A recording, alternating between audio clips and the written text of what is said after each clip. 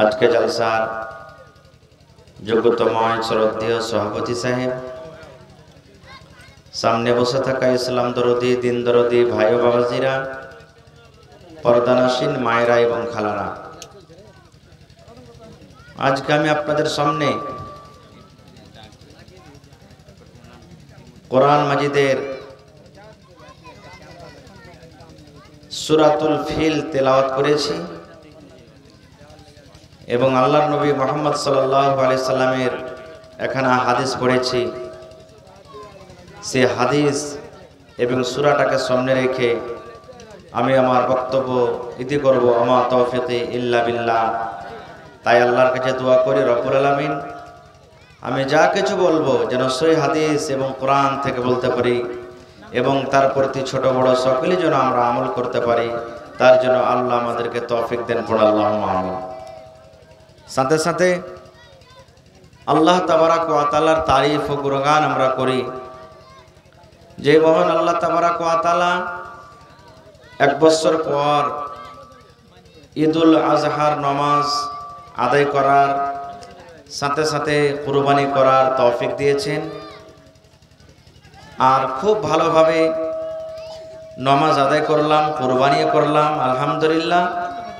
তাই আমরা আল্লাহর প্রশংসা করি অন্তর থেকে, মহাব্বতের সাথে সকলে পড়েন আলহামদুলিল্লাহ।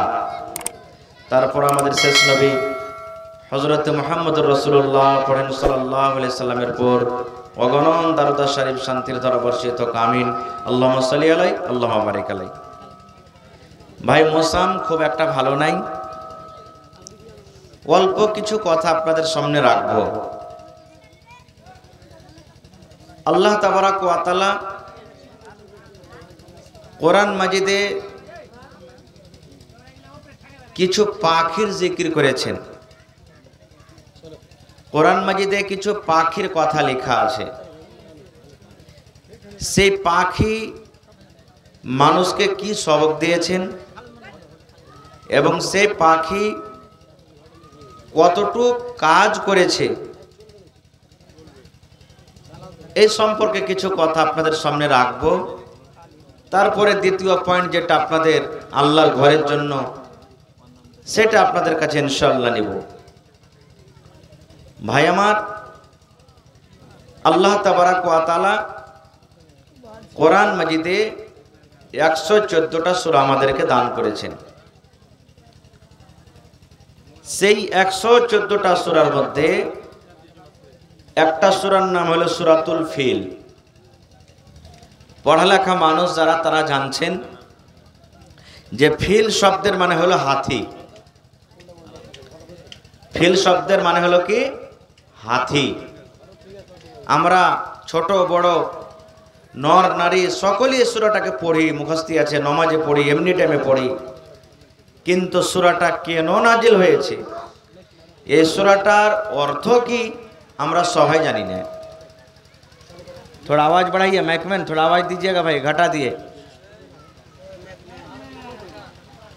पानी হচ্ছে হোক ভাই, আলহামদুলিল্লাহ কমিটির লোক খুব ভালো ব্যবস্থা করেছেন যে ওয়াটার প্রুফ পিন্ডাল করেছে।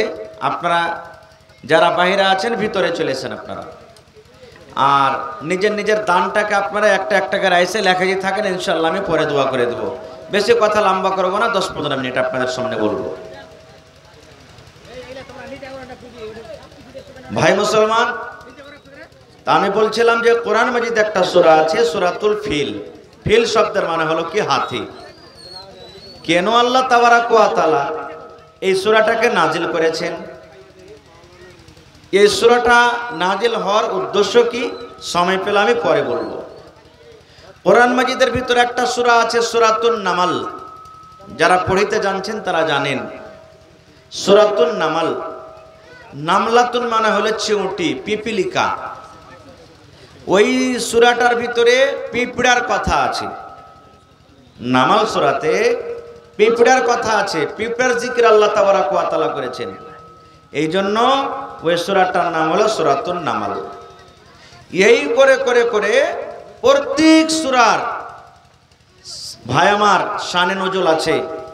তা আমি সব কথা আপনাদের সামনে রাখবো না, 2-3টা কথা রাখবো। তার আগে একটা কথা আপনাদের সামনে রাখি যে আল্লাহ তাবারাক ওয়া তাআলা সর্বপ্রথম মানুষ যাকে আল্লাহ দুনিয়াতে সৃষ্টি করেছেন, মা নাই বাপ নাই, মাটি থেকে, সে তার নাম কি বলতে পারবেন আপনারা? যে হযরত আদম আলাইহিস সালাম, তাকে আল্লাহ তাবারাক ওয়া তাআলা মাটি থেকে তৈরি করেছেন। আর হযরত আদম আলাইহিস সালামের রিড়ের হাড্ডি, মানুষের শরীরে রিড়ের হাড্ডি সব থেকে টেড়া হয়, সেই রিড়ের হাড্ডি থেকে মা হাওয়া আলাইহাস সালাম, আদম আলাইহিস সালামের স্ত্রী তৈরি করেছেন। দুনিয়াতে তাদেরকে দিয়ে দিলেন, আমি ঘটনার দিকে যাব না, লম্বা ঘটনা। জান্নাতে দিলেন আল্লাহ, জান্নাত থেকে কেমন করে দুনিয়াতে এলো আমি ওদিকে যাব না। দুনিয়াতে এলেন আল্লাহ তাবারাক ওয়া তাআলাকে এই দুনিয়াকে আবাদ করানো আছে। আল্লাহ রাব্বুল আলামিন এই দুনিয়াতে মানুষকে যে বাড়াইবেন, তো হযরত আদম আলাইহিস সালামের সন্তান হইতেন। কিভাবে সন্তান জানেন? দুটা করে সন্তান একবারে, একটা ছেলে একটা মেয়ে, মানে একটা বেটা একটা বেটি। আবার পর বছর একটা বেটা একটা বেটি সন্তান হয়। এরকম ভাবে বর্তমান যুগে যখন আমরা দেখি জানছি, শরীয়তে আল্লাহ রাসূল আমাদেরকে বিধান দিয়েছেন যে নিজের ভাই বোনের সাথে কি বিয়ে হবে? হবে যে ভাই, নিজের ভাই বোনের সাথে আল্লাহ বিয়েকে হারাম করে দিয়েছেন। নিজের ভাতিজির সাথে বিয়েকে আল্লাহ হারাম করে দিয়েছেন। নিজের দুধ বহিনের সাথে বিয়েকে আল্লাহ হারাম করে দিয়েছেন। নিজের খালার সাথে আল্লাহ বিয়েকে হারাম করে দিয়েছেন। নিজের বেটির সাথে আল্লাহ বিয়েকে হারাম করে দিয়েছেন। চাচতো ভাই, চাচতো বহিন, চাচতো খালা, চাচতো ফুফু, চাচতো ভাতিজি, চাচতো ভাগ্নি, এই সমস্ত জিনিসের আল্লাহ তাবারাক ওয়া তাআলা হালাল করে দিয়েছেন। নিজস্ব চলবে না কো। এই মতো হযরত আদম আলাইহিস সালামের একটা বেটা একটা বেটি যখন হইতেন, তো ওরা আপসে নিজের ভাই বোন হয়ে গেল। তাদের একসাথে বিয়ে করা চলবে না কো, নিজের ভাই বোন হয়ে গেল। আর পরে বছর যেটা হতো, ওরা ফের নিজের ভাই বোন হতো। তো বিয়ে কেমন করে হয়তো?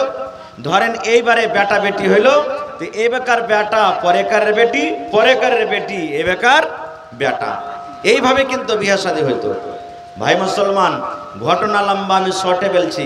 আদম আলাইহিস সালামের দুটা সন্তান হলেন দুবারে। একটা নাম হলো কাবিল, আর একটা নাম হলো কি হাবিল। কাবিলটা হলো বড়, হাবিলটা হলো ছোট। কাবিলের সাথে যেটা মেয়ে পয়দা হয়েছে, বেটি ছেলে দেখতে খুবই সুন্দর। আর হাবিলের সাথে যেটা মেয়ে পয়দা হয়েছে, জন্ম নিয়েছে, সেটা একটু দেখতে কম সুন্দর বড়টার থেকে। যখন বড় হয়ে গেল, তারা বিহার যখন সময় হয়ে গেল, সুবহানাল্লাহ, তখন কাবিল বলছে যে আমার সাথে এটা হয়েছে, তো আমি তাকে বিবাহ করব। হাবিল বলছে যে না রে ভাই, এটা হলো গুনার কাজ, পাপের কাজ, তোমার সাথে যেটা হয়েছে ওকে আমি বিয়ে করব, আমার সাথে যেটা হয়েছে ওকে তুমি বিয়ে করো। মানামানি হলো না। দু ভাই চলে গেলেন কার কাছে? হযরত আদম আলাইহিস সালাম তাদের আব্বা তার কাছে চলে গেলেন। আব্বাজি, আপনি ইনসাফ করে দেন, ফয়সালা করে দেন যে শরীয়তের বিধান যে আমার সাথে যেটা হয়েছে বোন বড়টার সাথে হবে, আর ওর সাথে যেটা বোন হয়েছে আমার সাথে হবে, কিন্তু আমার বড় ভাই মানে আপনার বড় বেটা কাবিল মানতে চায় না। হযরত আদম আলাইহিস সালাম বুঝালেন, কিন্তু কাবিল বুঝলেন না বড় বেটা। তখন হযরত আদম আলাইহিস সালাম বলেন, একটা কাজ করো, তোমরা দু ভাই কুরবানি পেশ করো আল্লাহর রাহে। কুরবানি করো, যার কুরবানি আল্লাহর দরবারে কবুল হয়ে যাবে সেই তাকে বিবাহ করবে। কুরবানি করলেন। কুরবানিটা কি জানেন? আল্লাহুস সামাদ। হযরত হাবিল আদম আলাইহিস সালামের ছোট বেটা একটা দুম্বা, একটা জানোয়ার দুম্বা পেশ করলেন আল্লাহর রাহে। আর কাবিল যেটা হযরত আদম আলাইহিস সালামের বড় বেটা, গহাম দিলেন, গহাম আল্লাহর রাহে পেশ করলেন, গহাম দিলেন, ময়দানে রেখে দিলেন গহাম। আর হযরত হাবিল দুম্বাকে জবাই করে রেখে দিলেন মধ্যখানে। দু ভাইয়ের কুরবানি একসাথে আছে। ওই জামানাতে ছিল কি, আকাশ থেকে আসমান থেকে আল্লাহ রাব্বুল আলামিনের আদেশে আগুন আসতো। যার হালাল কুরবানি, যার কুরবানি কবুল হইতো, আগুন ওকে জ্বালিয়ে দিত, পুড়িয়ে দিত, ছাই করে দিত, ওইটা কুরবানি কবুল হয়ে গেল। আর যার কুরবানি কবুল হইতো না, ওর জানোয়ার বা ওর কুরবানিটা জমিনে পড়ে যেত। এবার হযরত কাবিল হাবিল দু ভাই কুরবানি পেশ করলেন। কুরবানি জমিনে পড়ে আছে, আল্লাহ রাব্বুল আলামিনের পক্ষ থেকে আগুন এলো। আর হযরত আদম আলাইহিস সালামের যেটা ছোট বেটা হাবিল যে দুম্বা জবাই করেছিল, তার কিন্তু কুরবানি কবুল হয়ে গেল। এবার যখন কুরবানি কবুল হয়ে গেল, এই দেখেন ভাইয়ের ভিতরে হাসাদ চালু হয়ে গেল। হ্যাঁ, আমার কুরবানি কবুল হলো না, ছোট ভাইয়ের কুরবানি কবুল হয়ে গেল, সমাজের মধ্যে তো আমি মুখ দেখাইতে পারবো না, সমাজের মধ্যে তো আমি অপমান হয়ে গেলাম, না একে দুনিয়াতে রাখবো না কো। তো কি করব, আদম আলাইহিস সালামের বড় বেটা কাবিল ছোট ভাই হাবিলকে মেরে দিলেন, মার্ডার করে দিলেন, মার্ডার করে দিলেন। ওইটা হলো জমিনের উপরে মানুষের ভিতরে সব থেকে প্রথম মার্ডার, সব থেকে প্রথম মানুষের মত। ওর আগে কিন্তু মরেনি কেউ, কাউকে মার্ডার করে দেওয়া হয়নি। এবার নবী কি বলেছেন জানেন? রে আমার উম্মতের দল, তোমরা কান করে শুনে নাও, এই যে হযরত কাবিল হাবিলকে মার্ডার করে দিলেন, মেরে দিলেন, আল্লাহ রাসূল বলেছেন দুনিয়াতে যত মানুষ মার্ডার হবে, দুনিয়াতে যত মানুষকে মেরে দেওয়া হবে, যত মানুষকে দুনিয়াতে মারা হবে, গোলকেরা মারুক, বন্দুক দেখে মারুক, ছুরি দিয়ে মারুক, জবাই করে দেখ, যত দুনিয়াতে মার্ডার করে দেওয়া হবে, সর্বপ্রথম পাপ, সর্বপ্রথম গুনাহ হযরত আদম আলাইহিস সালামের যেটা বড় বেটা যিনি ছোট ভাইকে মার্ডার করেছেন, ওই কাবিলের ঘাড়ে আল্লাহ রাব্বুল আলামিন চাপিয়ে দিবেন। সর্বপ্রথম পাপ দুনিয়াতে কিয়ামত পর্যন্ত যত মানুষকে মার্ডার করা হবে, সর্বপ্রথম পাপ হযরত আদম আলাইহিস সালামের বড় বেটা কাবিলের ঘাড়ে চাপিয়ে দেওয়া হবে। তারপরে যে মার্ডার করেছে আল্লাহ তাবারক ওয়া তাআলা ওকে পাপ দেবেন। ভাইকে তো মেরে দিলেন, মরে গেল ভাই। মানুষ যখন কোনো কাজ করে তখন তাকে পস্তানা লাগে না, এবার কাজটা করে দেওয়ার পর পস্তানা লাগে নাকি? ভাই মরে গেল, ভাইকে মার্ডার করে দেওয়া হলো। এবার কাবিল কিন্তু কাঁদতে শুরু করেছে, আল্লাহ করুন তো করুন কি, আমার দ্বারাতে কি হয়ে গেল, আমি ভাইকে কেন মার্ডার করে দিলাম, আমি তো ভাইকে মার্ডার করে দিলাম, আমাকে কাজটা করতে হতো না। রে মুসলমান শোনেন, আল্লাহ নবী বলেছেন কাবিল যখন নিজের ভাই হাবিলকে মার্ডার করে দিলেন, সামনে লাশটাকে নিয়ে বসে আছেন, আল্লাহ করবো তো করব, এই লাশটাকে কেমন করে আমি দফন করব, এই লাশটাকে আমি কি করব নিয়ে, এই মানুষটাকে তো আমি মার্ডার করে দিলাম, আল্লাহ এখন করব তো কি করব, এই আল্লাহ এখন করব তো করব কি।